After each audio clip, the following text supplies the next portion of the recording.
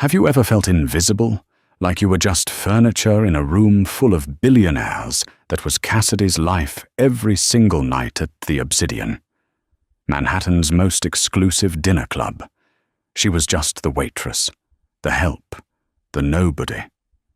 So when Harrison Sterling, the CEO of Vertex Capital, mocked her for messing up a water order, he didn't check who he was talking to. He laughed in her face. He didn't know she spoke 7 languages. And he definitely didn't know that she understood every word of the illegal merger he was plotting in Russian, right in front of her. This is the story of how one nobody brought down an empire with a single sentence. The Obsidian wasn't just a restaurant, it was a fortress disguised as a dining experience, located 3 floors below street level in Tribeca. It required a retina scan just to get a reservation. The walls were lined with black velvet that swallowed sound, ensuring that the conversations of the world's most powerful men, the senators, the oil tycoons, the tech gods, stayed buried underground. Cassidy adjusted the collar of her uniform.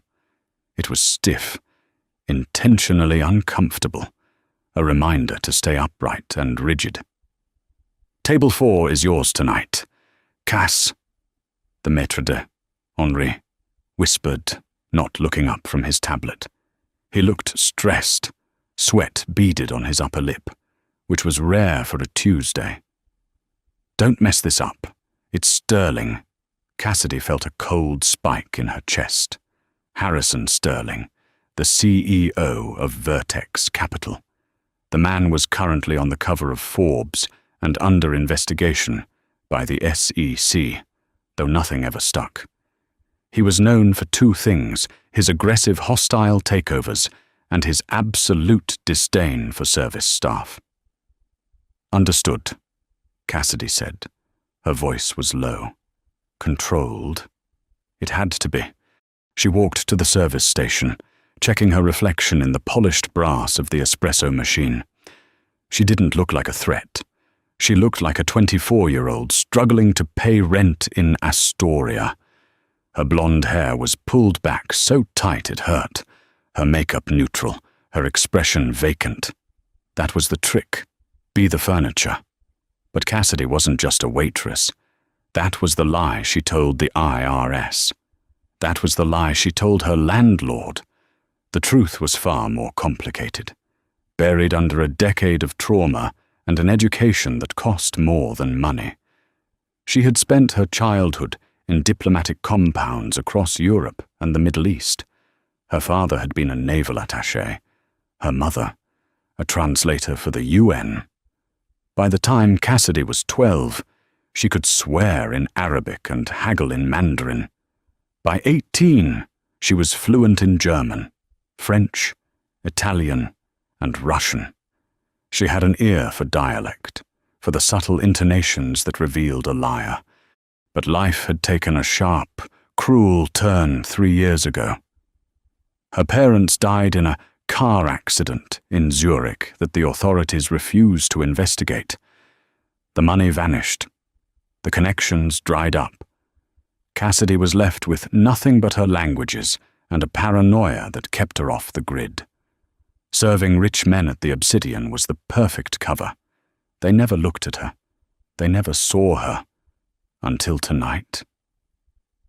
She picked up the tray of crystal water glasses and approached table 4.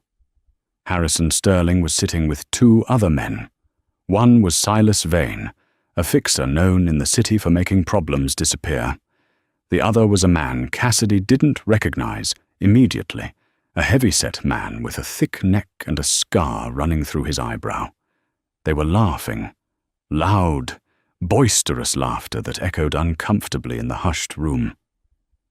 So I told the regulator, "If you want to see the files, you better bring a warrant and a SWAT team," Sterling bellowed, slapping the table. The men roared. Cassidy stepped into the circle of light. "Good evening, gentlemen," she said, her voice soft. "Sparkling or still?" Sterling stopped laughing. He turned his head slowly, looking at her as if she were a stain on his silk tie. He didn't answer. He just stared, letting the silence stretch, letting it become a weapon. I said, he turned back to Silas, ignoring her completely, that the deal with the Germans is dead in the water if we don't move the assets by Friday. Cassidy stood there, the heavy tray trembling slightly in her hand. She waited. Finally, Sterling flicked his wrist at her without looking. Still, and bring it cold. Last time the girl brought it room temperature. If it's room temperature, I'm buying this place just to fire you. He laughed again. It was a dry, soulless sound. Cassidy poured the water. As she leaned in, she caught the scent of Sterling's cologne, sandalwood and arrogance. Danke, the heavy-set man muttered instinctively as she filled his glass. Bitte schön, Cassidy replied automatically, her voice barely a whisper. The table went dead silent. Sterling looked up. His eyes narrowed. What did you say? I said, "You're welcome, sir," in German. He thanked me. Sterling stared at her for a long, uncomfortable second. Then, a smirk curled his lip. He looked at Silas. Look at that. The help is educated. Did you learn that from a travel brochure, sweetheart? Or did you do a semester abroad before you dropped out to carry trays? The other men snickered. I just like languages, sir, Cassidy lied, lowering her eyes. Cute, Sterling sneered. Now vanish. We have business? Cassidy retreated to the shadows near the service station. Her heart was hammering against her ribs. She should have stayed silent. Never show competence. That was rule number 1. But as she stood in the dark, watching them, her ears pricked up. Sterling leaned in. The demeanor of the table changed. The boisterous arrogance evaporated, replaced by a tense, predatory focus. And then, Sterling began to speak, but he wasn't speaking English anymore. He switched to French. Le compte doit être vidé ce soir, Sterling whispered. The account must be emptied tonight. Cassidy froze. She pretended to wipe down a wine glass, but her entire body was tuned to the frequency of their voices. Silas replied, also in French, but with a thick, clumsy American accent. Are you sure it's safe the auditors are watching the Cayman routing? Sterling scoffed. Les auditeurs cherchent des dollars. Ils ne regardent pas les roubles. The auditors are looking for dollars. They aren't looking at rubles. Cassidy's grip on the wine glass tightened. They were laundering money, massive amounts of it, and they were switching languages to hide it, assuming the help was too stupid to understand. It was the ultimate insult and the ultimate mistake. The dinner service dragged on for 2 hours. For Cassidy, it felt like walking a tightrope over a pit of vipers. She had to return to the table every 15 minutes to refill wine or clear plates. Each time she approached, the conversation would stutter and shift. They treated her like a surveillance device that they could toggle on and off. When she was within 5 feet, they spoke English innocuous talk about golf scores, sailing in the Hamptons, or the mediocrity of the lobster bisque. The moment she turned her back, the frequency changed. It was a masterclass in evasion. Sterling was the conductor. At 8:45 p.m., over the appetizer, they switched to Russian. Cassidy approached with the bread basket. The Voronoi ledger, the heavy-set man said in a low, gravelly Russian. It is too heavy. We cannot move it without triggering the alarms at Deutsche Bank. Cassidy placed the bread down. Voronoi ledger. She mentally filed the name away. It sounded like a digital ledger. Maybe crypto-based, or a physical black book. Sterling replied in Russian, his accent surprisingly polished. "Voronoi is a ghost. I paid for him to be a ghost. The algorithm is set to fragment the transaction into 4,000 micro-payments." Cassidy poured more wine, her hand steady as a surgeon's. Micro-payments. Smurfing. They were structuring the launder to avoid the $10,000 reporting threshold. "Excuse me," Cassidy said in English, interrupting Sterling mid-sentence in Russian. "Would you care for fresh cracked pepper?" "Sir."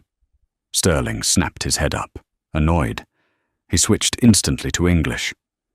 "No. I want you to stop hovering. Go." "Apologies, sir." She walked away, her pulse racing. This wasn't just tax evasion. This was something darker. The Voronoi ledger wasn't a banking term she recognized. It sounded like a code name for a blacklist or a payoff registry. Back at the service station, Henry grabbed her arm. "Cass, you're looking pale. You okay? Sterling isn't giving you trouble, is he?" "I'm fine, Henry. Just a headache." "Take a breath. They're ordering the Wagyu next. $800 a steak. Don't drop it." Cassidy nodded. She needed to know more.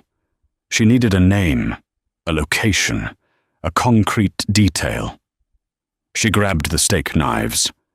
As she approached the table for the third time, the mood had darkened. The men were arguing. They were speaking Mandarin now.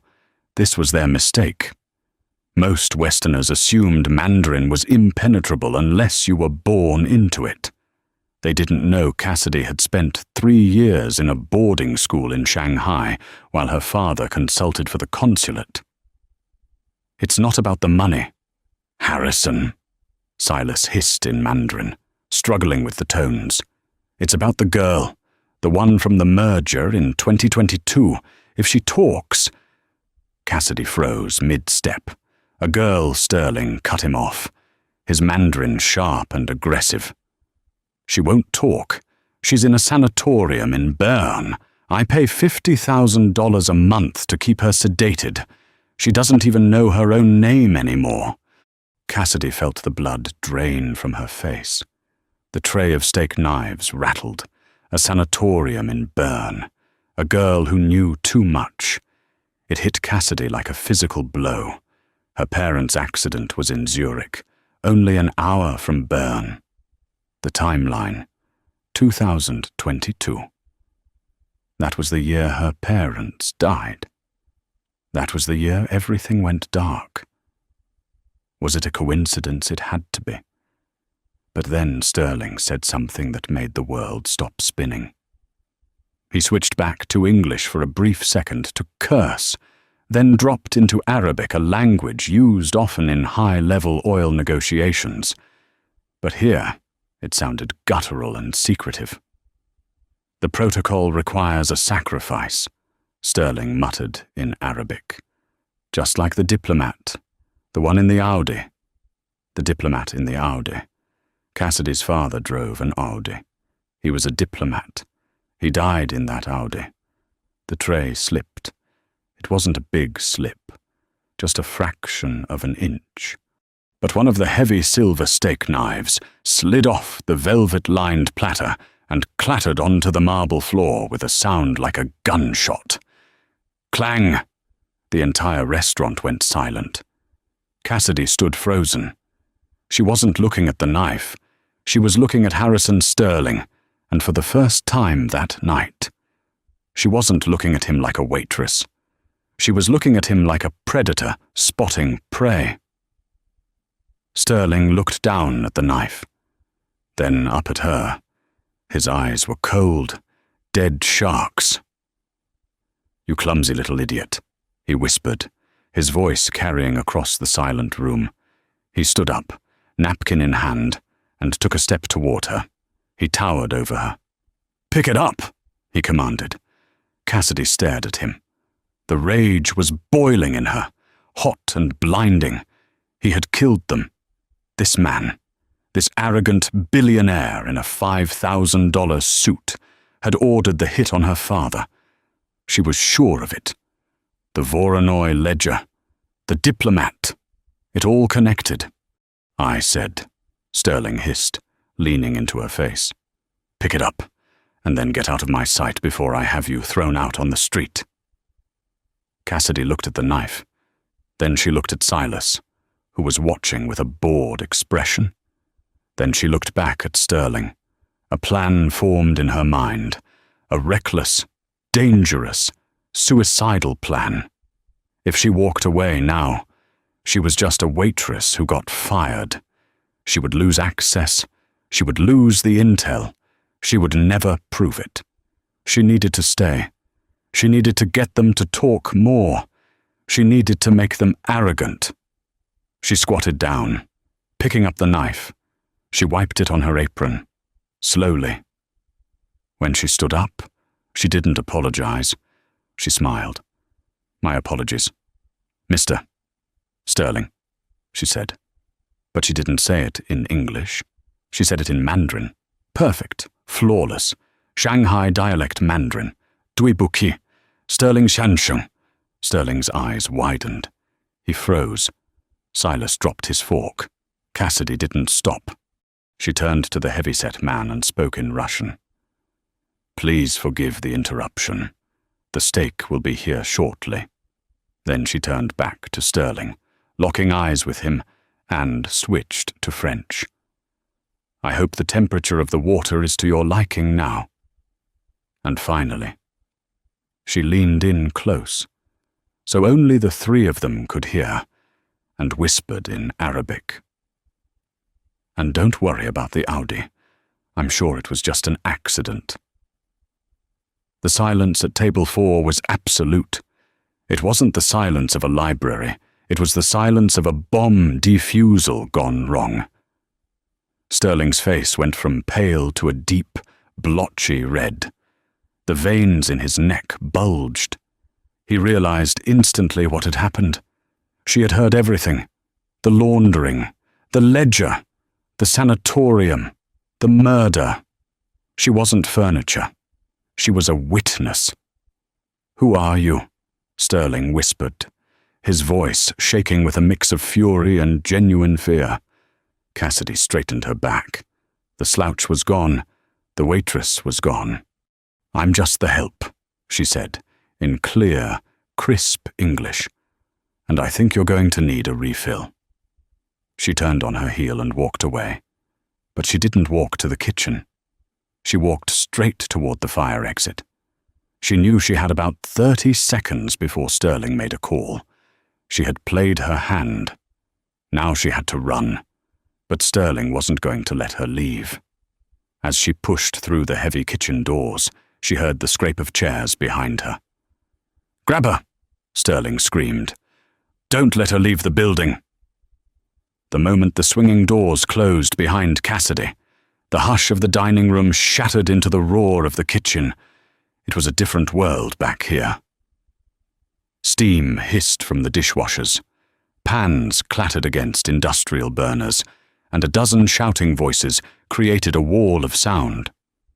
Cassidy didn't run. Running attracted attention. She walked fast, weaving through the line of sous chefs plating the wagyu.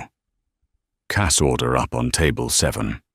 A line cook yelled, shoving a plate of scallops toward her. "Not now! Benny!"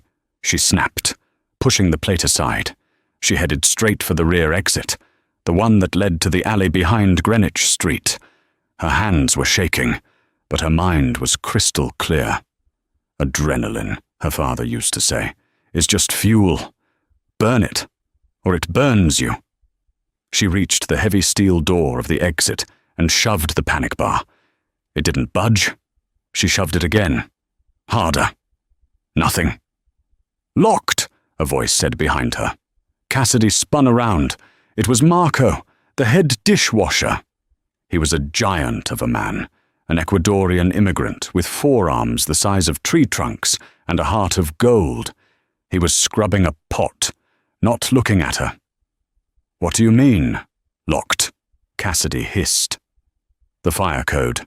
Manager locked it 5 minutes ago," Marco said, nodding toward the security camera in the corner.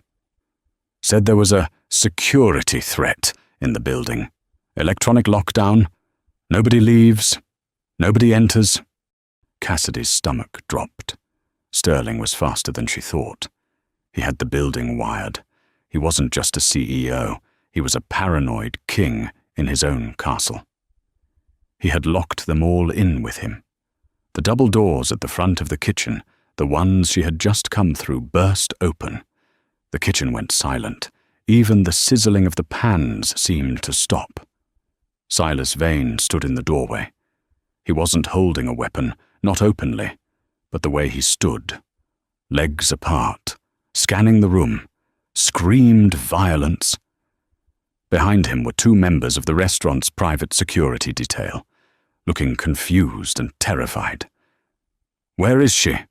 Silas asked. His voice was calm, but it carried over the vents. The executive chef, a fiery Frenchman named Jean-Luc, who tolerated no interlopers in his domain, stepped forward, wiping his hands on a towel. "Get out of my kitchen," Jean-Luc barked. "We are in the weeds. I don't care who you are." Silas didn't even look at him.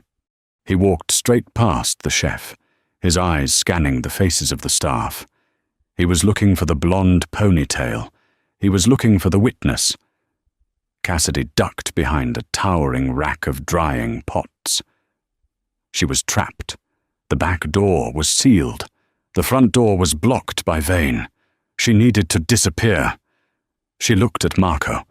He was still scrubbing, but his eyes were on her. He saw her fear.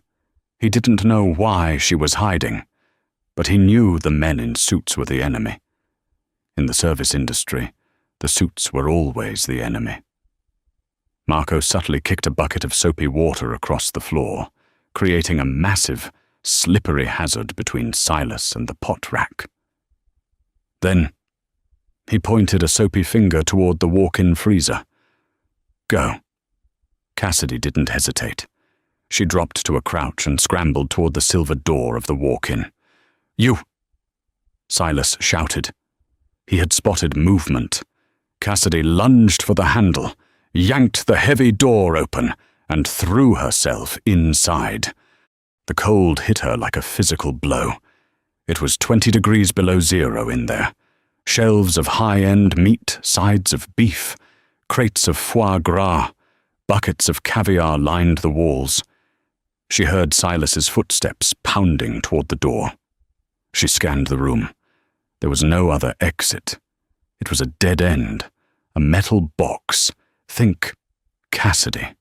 Think like a diplomat's daughter. She spotted the ventilation grate near the ceiling. It was small, maybe 18 inches wide. Too small for a man like Silas, just big enough for her. The door handle turned. Cassidy grabbed a frozen side of beef hanging from a hook, a massive 60-pound rib cage, and swung it with all her might toward the door. Just as it opened, thud! The frozen meat slammed into Silas Vane's chest as he stepped in. The impact knocked the wind out of him and sent him staggering back into the kitchen, slipping on Marco's soapy puddle. He went down hard, his head cracking against the tile floor. Cassidy didn't wait to see if he was conscious. She slammed the freezer door shut and threw the internal latch. It wouldn't hold them for long, maybe 2 minutes before they shot the lock off, but it was enough. She dragged a crate of frozen lobster tails to the wall and climbed up to the vent. Her fingers clawed at the screws. They were loose. Thank God for deferred maintenance. She kicked the grate in. It clattered into the ductwork. She pulled herself up, wriggling into the tight, greasy darkness of the ventilation shaft. Below her, she heard the freezer door shudder. They were ramming it. "She's in the vents!" Someone screamed. Cassidy crawled. The metal bit into her knees. The air smelled of stale grease and fear. She didn't know where the vent led, but she knew the layout of the building from the architectural diagrams she had studied when she first got the job, a habit from her father. Always know the exits. This vent line connected the kitchen to the HVAC unit on the roof and the private dining rooms on the mezzanine. She paused.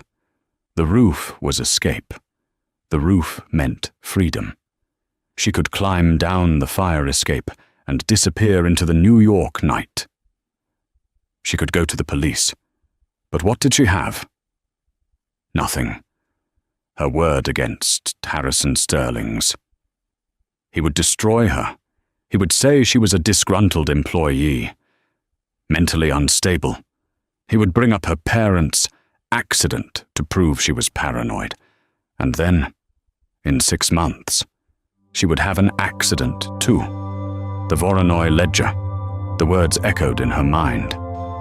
It is too heavy, without triggering alarms. She remembered something else. When she had cleared the appetizer plates, the heavy-set Russian man had placed a platinum pocket watch on the table. It was old, thick, and ugly. He had checked it constantly, but the time on the face was always wrong. It's too heavy. It wasn't a watch. It was the drive. The ledger was physical, and it was sitting on table 4. If she left now, she survived the night. If she went back, she could bring down the man who killed her father. Cassidy stopped crawling toward the roof. She turned around in the cramped metal tunnel. She wasn't going up. She was going back down, into the lion's den. The ventilation shaft narrowed as it descended toward the dining room. The air grew warmer, losing the kitchen's grease smell and gaining the scent of expensive perfume and roasted duck. Cassidy moved silently. She reached a grate that looked down into the main dining area. The scene below was controlled chaos. The lights were fully up, the harsh, cleaning lights that stripped the room of its romance. The patrons were being ushered out by security. "Gas leak," the guards were saying. "Please evacuate immediately for your safety." It was a classic clear-out tactic. Sterling wanted the civilians gone so his team could hunt. Cassidy watched through the slats. Table 4 was empty. Her heart sank. They had cleared the table. No. Wait. Sterling. Silas, who was looking dazed and rubbing his chest, and the Russian were standing near the host's stand, arguing furiously. The table hadn't been bussed yet. The busboys had been evacuated with the guests. The dirty plates, the half-drunk wine glasses, and the platinum pocket watch were still there, sitting amidst the debris of the meal. The Russian man was shouting at Sterling. "My transport is leaving. I cannot wait for you to find a waitress." "You're not leaving until we find her," Sterling snarled. "She knows about Byrne. I don't care about your loose ends. Harrison, I need the ledger in the vault by midnight. The ledger stays here until the area is secure," Sterling yelled.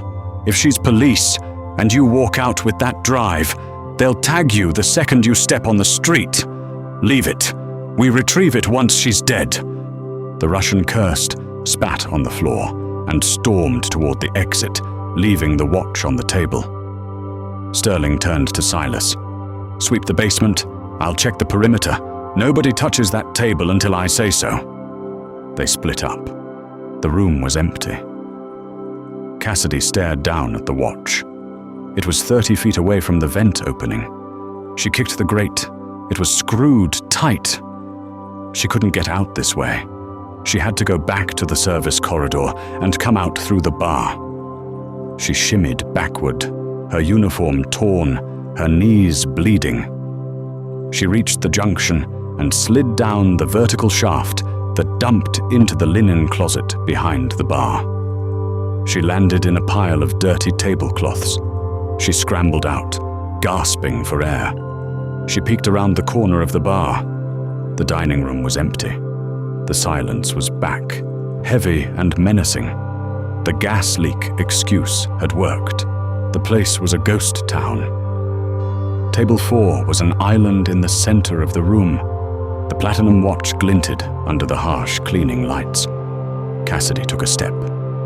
Creak. The floorboard behind the bar groaned. She froze. Nothing happened. She sprinted. She didn't try to be stealthy. She went for speed. She vaulted over the bar, her sneakers squeaking on the polished wood. She ran toward table 4. 10 feet. 5 feet. She reached the table.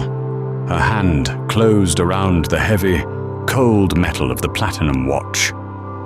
"I knew you were greedy." The voice came from the shadows of the private dining alcove. Booth 1. Cassidy spun around, clutching the watch to her chest. Harrison Sterling stepped out of the darkness. He was holding a pistol. It was a sleek, black, silhouetted weapon that looked terrifyingly at home in his manicured hand. He hadn't gone to check the perimeter. He had baited the trap. "I figured you'd come back," Sterling said, walking slowly toward her. He didn't look angry anymore. He looked amused. "You're not just a waitress, are you? The way you moved in the kitchen, the languages. You're an operative. Who sent you? The CIA MI6? Or are you just corporate espionage?"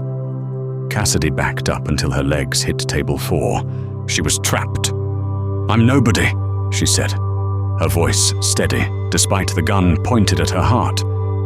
"I'm just the girl whose father you murdered in an Audi in Zurich." Sterling stopped. A flicker of recognition passed over his face. He tilted his head. "The diplomat," he murmured. "Arthur Vance. That was his name, wasn't it?" "Yes," Cassidy whispered. Sterling chuckled. "He wasn't murdered, my dear. He was removed. He was asking questions about the Voronoi account, just like you." He raised the gun. "Give me the watch, Cassidy, and I'll make it quick. You won't end up in a sanatorium like the other one. I promise." Cassidy gripped the watch so hard the metal cut into her palm. She looked at the gun, then she looked at Sterling. She had one card left to play. It was a bluff, a desperate, insane bluff. "You can't shoot me," she said. "And why is that?" Sterling asked, cocking the hammer. "Because," Cassidy said, lifting her chin, "I didn't just listen to your conversation tonight. I recorded it." Sterling's eyes narrowed. "You're lying. You were carrying a tray. You had no wire." "Didn't I?" Cassidy bluffed. "My phone. It's been on voice memo in my apron pocket since you ordered the water. It's uploading to a cloud server right now. If my heart stops, the dead man switch emails the link to the New York Times, the FBI, and the SEC." It was a lie. Her phone was in her locker in the break room. She had nothing. But Sterling hesitated. Just for a fraction of a second. The modern billionaire's greatest fear, the cloud. "Check your phone, Harrison," Cassidy taunted, channeling every ounce of confidence she had left. "See if I'm bluffing, or pull the trigger and lose your empire." Sterling stared at her. The gun didn't waver, but his confidence did. He was a man of calculation. He weighed risks. "You're lying," he said again, but with less conviction. "Am I?" Cassidy smiled. It was a terrifying, broken smile.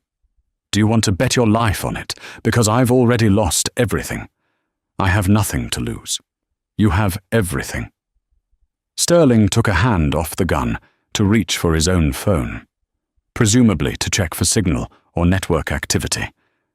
It was the opening she needed. Cassidy grabbed the wine bottle from table 4, a heavy, half-full bottle of Cabernet, and hurled it, not at Sterling. She threw it at the fire alarm pull station on the wall behind him. The bottle smashed against the red box, shattering glass and triggering the lever. Clang, clang, clang, clang! The fire alarm shrieked. It was deafening. But more importantly, the sprinkler system engaged. Water filthy. Stagnant sprinkler water erupted from the ceiling in a torrent. Sterling flinched, looking up as the black water drenched his suit. The gun slipped in his wet hand. Cassidy ran. She didn't run for the exit. She ran for Sterling. She lowered her shoulder and tackled him. The billionaire wasn't ready for a street fight. He went down, the gun skittering across the wet floor. Cassidy scrambled over him, knees in his chest, driving the air out of his lungs. She wasn't trying to kill him. She was trying to get away. She pushed off him, grabbed the gun from the floor, and pointed it at his face. Sterling froze, water dripping from his nose, his eyes wide with shock. "Don't!" he gasped. Cassidy stood over him, the water soaking her uniform, the platinum watch in one hand, the gun in the other. She looked like an avenging angel rising from a flood. "This is for the Audi." She spit at him. She didn't shoot. She turned and sprinted for the front door. The sprinklers had unlocked the magnetic seals on the exits, a safety fail-safe. Cassidy burst out onto the street. The cool night air of Tribeca hit her. She was soaked, shivering, and holding a gun. Sirens were already wailing in the distance, the fire department responding to the alarm. She shoved the gun into a trash can. She shoved the watch into her bra. She merged into the crowd of confused pedestrians gathering to watch the fire at the Obsidian. She was invisible again, but as she walked away, blending into the New York night, she knew it wasn't over. She had the ledger. She had the proof. But Sterling was alive. And now, he knew her name. Her phone vibrated in her back pocket, wet. She had left her phone in the locker. She froze. She reached into her back pocket. There was a phone there, but it wasn't hers. It was a sleek, satellite phone. She must have swiped it from the table when she grabbed the watch. She hadn't even realized she'd done it. The phone rang. The caller ID didn't show a number. It just said, Voronoi. Cassidy stared at the screen. The rain mixed with the sprinkler water on her face. She answered. "Hello." A synthesized voice, cold and mechanical, spoke on the other end. "You have taken my property. Cassidy Vance, you have 24 hours to return the ledger, or I will finish what I started in Zurich." The line went dead. Cassidy stood on the corner of Canal Street, the city lights blurring through her tears. The game had just changed. She wasn't hunting Sterling anymore. A ghost was hunting her. Rain lashed against the windows of the N train as it rattled over the bridge into Queens. Cassidy sat in the corner of the last car, shivering. She had ditched her waitress uniform in a dumpster 3 stops ago, replacing it with oversized grey sweats and a hoodie she'd bought from a street vendor with her tip cash. She looked like just another exhausted commuter. But inside the pocket of that hoodie, the platinum watch burned like a coal. She got off at 36th Avenue and walked deep into the industrial district, past auto body shops and shuttered factories. She stopped in front of a dilapidated brick building that used to be a textile mill. There was no buzzer, no nameplate, just a faded graffito on the door that looked like a jagged eye. She knocked. 3 shorts, 2 longs, 1 short, the rhythm her father had taught her, the distress signal. A minute passed. Then the heavy steel door groaned open. Standing there was a man who looked like he hadn't seen the sun in a decade. Gideon Graves was thin, pale, and vibrating with nervous energy. He wore a tattered cardigan and thick, black-rimmed glasses that magnified his bloodshot eyes. "Cassidy," he whispered, squinting into the rain. "My God, you're supposed to be in Zurich." "I was," she said, pushing past him into the dry hallway. "And then I wasn't. I need your help. Gideon. Dad said you were the only one who could crack a Soviet cipher. Gideon froze. He looked at the street, then slammed the door and locked 4 deadbolts. Your father is dead. Cassidy. And if you're here, that means the people who killed him missed a spot. He led her down a labyrinth of hallways to his sanctuary. It was a room entirely lined with copper mesh, a homemade Faraday cage designed to block all electronic signals. Inside, banks of servers hummed, their blue lights reflecting off the mesh walls. It smelled of ozone and stale coffee. "Show me," Gideon said, extending a trembling hand. Cassidy pulled out the watch. Gideon's eyes widened. He took it gingerly, carrying it to a workbench cluttered with micro-soldering tools. He popped the back of the case with a jeweler's loop. "It's not a watch," he muttered.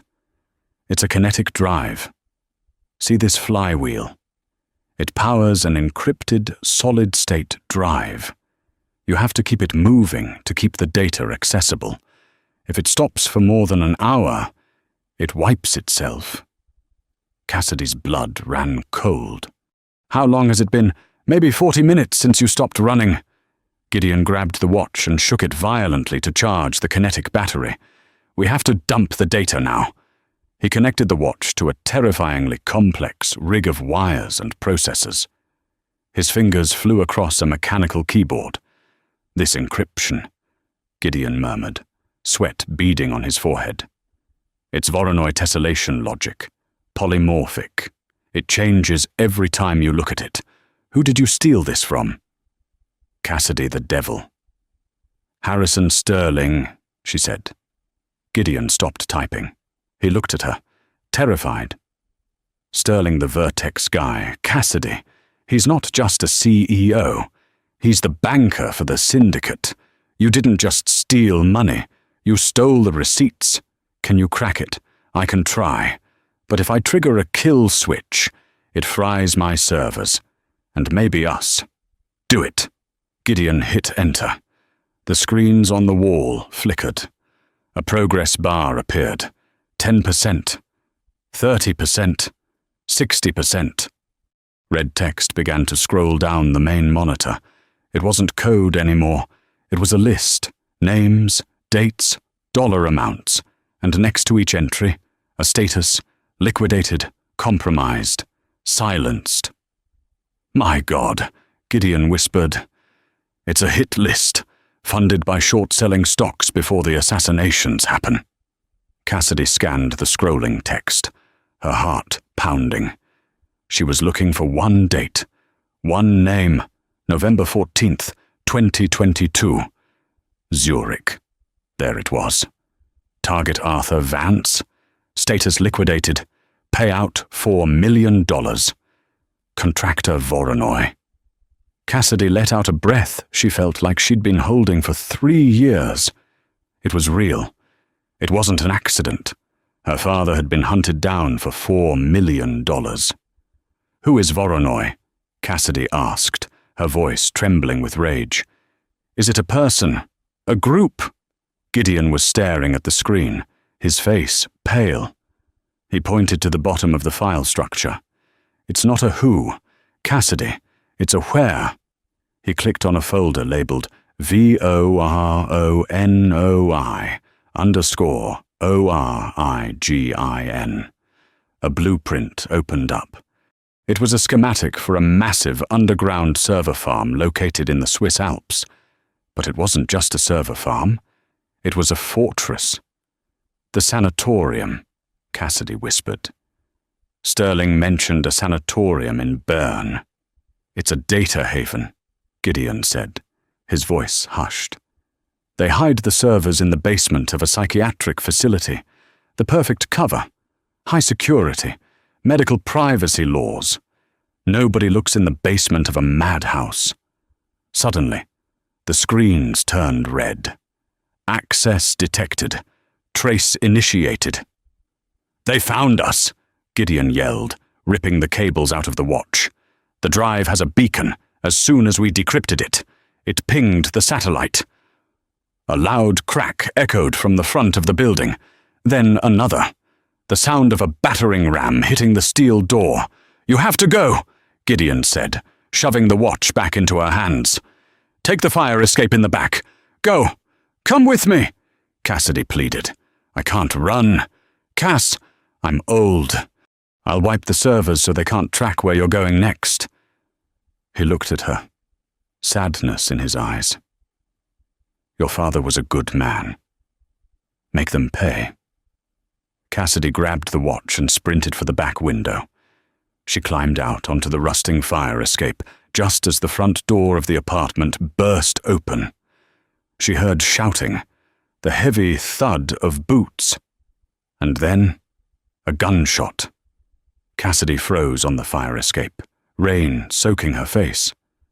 She looked back at the dark window. Gideon was gone. She was alone. Cassidy didn't stop running until she reached the subway station at Queensboro Plaza. She collapsed onto a bench, her lungs burning, the watch clutched in her pocket like a grenade. She had the proof. She knew where the heart of the operation was. The sanatorium in Bern. But she was in New York, penniless, hunted, and alone. She pulled out the satellite phone she had stolen from Sterling. It was her only link to the enemy. It vibrated. A text message appeared on the screen. "I know you're at Queensboro Plaza." Cassidy stood up, spinning around. She scanned the platform. Commuters, tourists, a busker playing a guitar. No suits, no earpieces. How did they know the phone rang? She answered it, her voice shaking. "You killed Gideon." "Gideon was a loose end," the synthesized voice Voronoi replied. "Just like your father, just like you will be, if you don't stop running." "I'm not running," Cassidy said, surprising herself with the steel in her voice. "I'm coming for you. Brave," the voice mocked. "But stupid. You have the ledger, but you don't have the key to decrypt the finances. You saw the list, but you can't access the money. That watch is worthless without the biometric key." "What key?" "My fingerprint," the voice said. "I am Voronoi." "Then come and get it," Cassidy challenged. "I don't have to," the voice said. "Look at the screen across the platform." Cassidy looked up. Across the tracks, a massive digital billboard was playing an advertisement for Coca-Cola. Suddenly, the image flickered and changed. It showed a live video feed. It was a hospital room, a sterile, white room with a single bed. Lying in the bed, hooked up to a ventilator and IV drips, was a woman. Her hair was blonde, matted with sweat. Her face was pale, almost translucent. Cassidy gasped. She dropped the phone. The woman in the bed was her mother. "You thought she died in the crash, too," the voice whispered through the phone lying on the bench. "We pulled her out. She's been in a coma for 3 years, in the sanatorium." Cassidy fell to her knees. Her mother, alive. "She is on life support. Cassidy. Very expensive life support. If I don't authorize the payment by midnight tomorrow, the machines turn off." Cassidy grabbed the phone, screaming into it. "Don't you touch her! I'll kill you!" "Then bring me the ledger," Voronoi said calmly. "Come to Bern, the sanatorium. Basement level 4. You bring the watch. I give you your mother. You have 24 hours. The line went dead. Cassidy stared at the black screen. The world tilted on its axis. Everything she knew, her grief, her motivation, her revenge had just been rewritten. Her mother was alive. She was a hostage. She had to get to Switzerland by tomorrow. But she had no passport, no money, no ID. She was a fugitive. She looked down at the platinum watch. Gideon had said it was a kinetic drive. He said it controlled the accounts. Maybe she couldn't access the money, but maybe she could use the watch to buy a ride. She walked out of the station and hailed a cab. "Where to?" the driver asked. "Teterboro Airport," Cassidy said. "Private hangars." She didn't have money, but she knew that Harrison Sterling kept his private jet, a Gulfstream G650 at Teterboro, and thanks to the decrypted list she had seen on Gideon's screen, she knew the pilot's name. She also knew the pilot, a man named Captain Miller, was listed in the ledger under compromised gambling debt, $500,000. She wasn't going to buy a ticket. She was going to blackmail a pilot. 2 hours later, Cassidy stood in the rain outside the chain-link fence of the airfield. She saw Sterling's jet on the tarmac. It was being fueled. She waited until a man in a pilot's uniform walked toward the gate to sign a fuel manifest. She stepped out of the shadows. "Captain Miller." The man turned, startled. "Who are you? This is a private area." Cassidy held up the satellite phone. She had taken a picture of the ledger entry on Gideon's screen before she ran. She showed it to him. "I know about the gambling debt in Macau," she said, her voice flat. "And I know Sterling owns you. But if you don't fly me to Bern right now, I send this to the FAA. You'll lose your license, your pension, and probably your freedom." Miller went pale. He looked at the phone, then at the jet. "Sterling will kill me," he whispered. "Sterling is busy dealing with the FBI in New York." Cassidy lied. "He sent me. I need to get to the sanatorium to secure the assets. If you fly me, I wipe your debt from the ledger." It was a gamble. She didn't know if she could wipe it, but Miller looked desperate. "Bern?" he asked. "Bern," she confirmed. "Wheels up in 20 minutes. Miller looked at the rain, then nodded slowly. "Get in the back. Don't let the ground crew see you." Cassidy climbed the stairs of the jet. The luxury inside was sickening: cream leather seats, gold fixtures, the same smell of sandalwood and arrogance. She sat in the seat Sterling usually occupied. She placed the watch on the table as the engines whined to life and the jet began to taxi. Cassidy looked out the window at the disappearing lights of New York. She was going into the belly of the beast. She was going to the place where her mother was being held captive by a faceless voice. She closed her eyes. "I'm coming, Mom." But deep down, a terrifying thought took root in her mind. Voronoi knew she was at the station. Voronoi knew about Gideon. Voronoi had a live feed of her mother. Voronoi wasn't just watching. Voronoi was everywhere, and as the jet climbed into the dark sky, Cassidy realized she hadn't escaped the trap. She had just walked into the final chamber. The Gulfstream touched down on the private airstrip in Belp, just outside of Bern, under a sky the color of bruised iron. A black Mercedes SUV was waiting on the tarmac, engine idling, exhaust pluming into the freezing air. Captain Miller didn't look at Cassidy as she disembarked. He just stared at his hands, knowing he had just ferried a ghost into a graveyard. Cassidy climbed into the back of the SUV. The driver, a silent man with a military haircut, didn't ask for directions.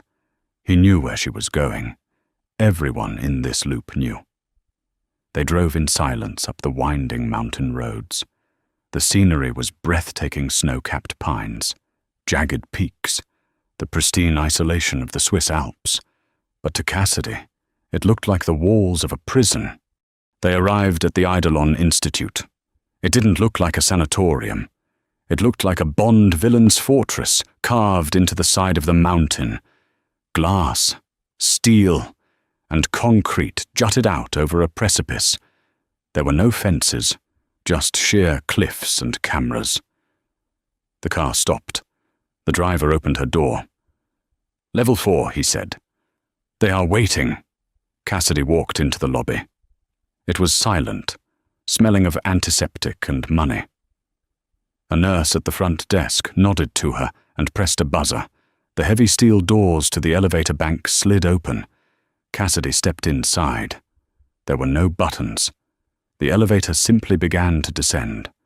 Down, past the guest rooms, past the medical wards, past the basement. It stopped at sub-level 4. The doors opened into a cavernous server room.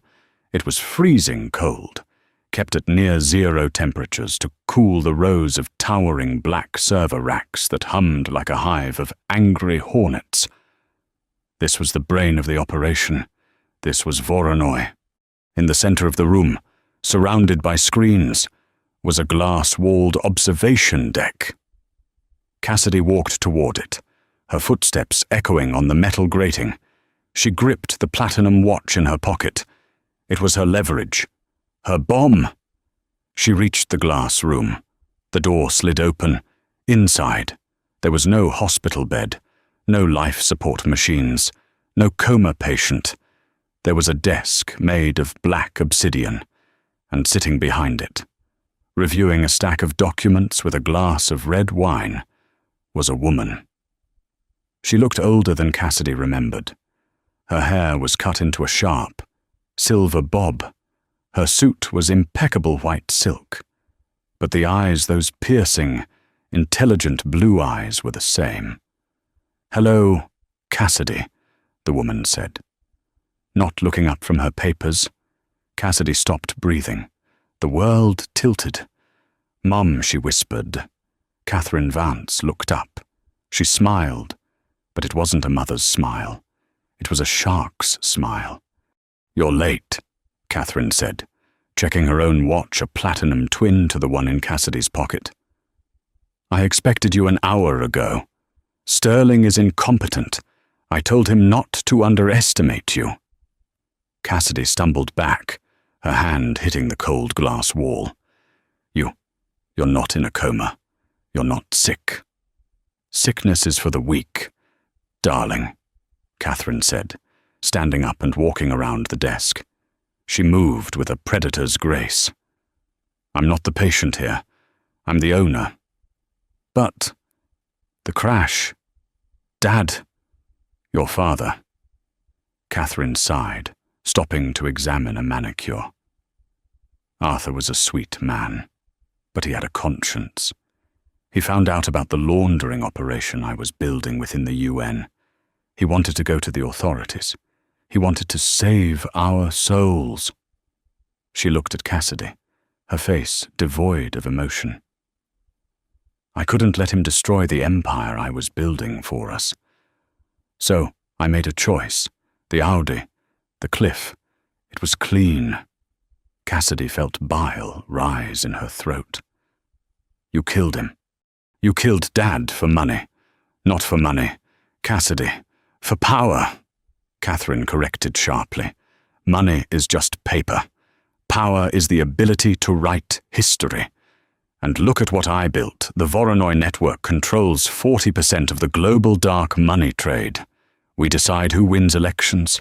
We decide which regimes fall. And it's all yours." Catherine extended a hand. "Give me the watch." "Cassidy. It contains the encryption keys for the new ledger. Join me. You're smart. You speak 7 languages. You survived Sterling. You're my daughter. You're the heir to the throne." Cassidy looked at her mother's hand. It was the hand that used to brush her hair. It was the hand that signed her father's death warrant. "You're Voronoi," Cassidy realized. "The ghost. It wasn't a place. It was you." "We are Voronoi," Catherine corrected. "Take your place beside me." Cassidy pulled the platinum watch from her pocket. The heavy metal felt warm in her hand. "You're right, Mum," Cassidy said softly. "I am your daughter." Catherine smiled, triumphant. Good girl. But I'm also Arthur's daughter, Cassidy added, her voice hardening into diamond. She didn't hand the watch over. Instead, she slammed it onto the glass desk and inputted a sequence on the bezel. Left, right, left click. It was the sequence Gideon had showed her. The kill switch. The watch began to beep. Rapid, high-pitched chirps. "What did you do?" Catherine screamed, her composure shattering. She lunged for the watch. "Gideon rigged it," Cassidy said, backing away toward the door. "It's not just a key anymore. It's a broadcast beacon. In 30 seconds, it uploads the entire unencrypted ledger to Interpol, the FBI, and every major news outlet on the planet. The names, the accounts, the assassinations, everything." "Stop it," Catherine shrieked, clawing at the watch. "You'll destroy us. You'll go to prison too. You're an accomplice." "I'm not an accomplice," Cassidy said, stepping out of the glass room into the freezing server farm. "I'm the waitress." "Cassidy," her mother screamed, banging on the glass. "You can't do this to your own family." "My family died in an Audi 3 years ago," Cassidy called back. She hit the emergency fire release on the wall. Halon gas hissed from the ceiling vents, designed to suppress fire but also creating a blinding white fog. The alarms began to blare. Cassidy ran. She sprinted through the server farm, the cold air burning her lungs. She reached the elevator and smashed the override key she had lifted from the guard's pocket on the way in. As the doors closed, she saw her mother, the great Catherine Vance, the architect of global chaos, frantically trying to smash the platinum watch with a paperweight, while the red upload bar on the wall screens hit 100%. Upload complete. The elevator ascended. When Cassidy walked out of the front doors of the Institute, the snow was falling softly. In the distance, the wail of sirens echoed up the valley.